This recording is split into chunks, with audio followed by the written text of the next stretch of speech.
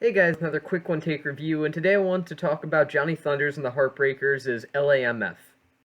Although maybe retrospectively a little bit more well known as Johnny Thunders and the Heartbreakers, thus me calling them that when I just did the intro of this video, they were originally just known as the Heartbreakers, or really technically just Heartbreakers, as stated by this album's cover, which is just Heartbreakers at the top, which is kind of terrible without the, but moving on. L.A.M.F. is the only album from the Heartbreakers. It's Sex Pistolian Situation. There's one studio album and then like a couple of official live albums I think that I question if the band are even aware of. And then there's like 1,000 bootlegs that you can maybe check out, but they all have terrible sound quality, so maybe they're not worth it. However, Johnny Thunders goes a lot deeper than the Sex Pistols lore does completely.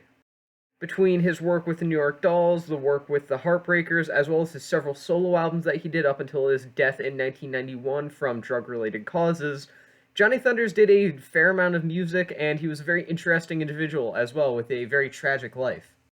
However, L.A.M.F., even with the So Alones of the world and whatnot, may be the defining example of not only Johnny Thunders' personality, but his musical capabilities as well as that of his comrades.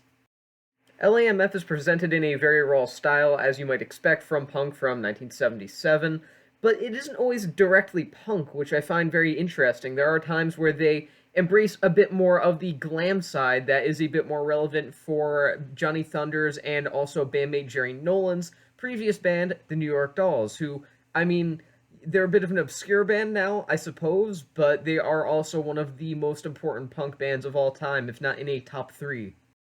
The point that I'm trying to make is that L.A.M.F., even though it is undeniably 100% uncut punk through and through, it embraces multiple sides of punk.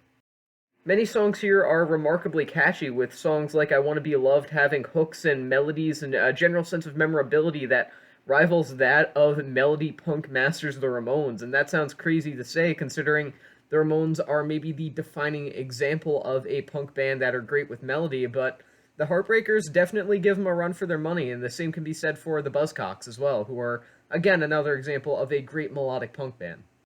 Really, there isn't a lot to say about L.A.M.F. overall. I mean, the guitar tone is great, the garagey feel is very personable, which is something very essential for this period of punk music, and overall, it's one of the more respectable and enjoyable albums from the early years of the genre, which there were many.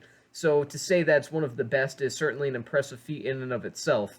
And with that being said, I'm going to say this is a 4-star out of 5 album. There are definitely a couple better here and there. I think that some of the Clash's earlier work is definitely maybe worth checking out first, and some of the stuff that the Heartbreakers ended up influencing later on, like the Replacements, is definitely also something that I would maybe recommend first to other listeners as well. But L.A.M.F. still stands as a great achievement in punk, and definitely something impressive for 1977 when it was released. So, 4 stars out of 5. And with that being said, that's the end of this quick review, and I'll see you guys in the next one.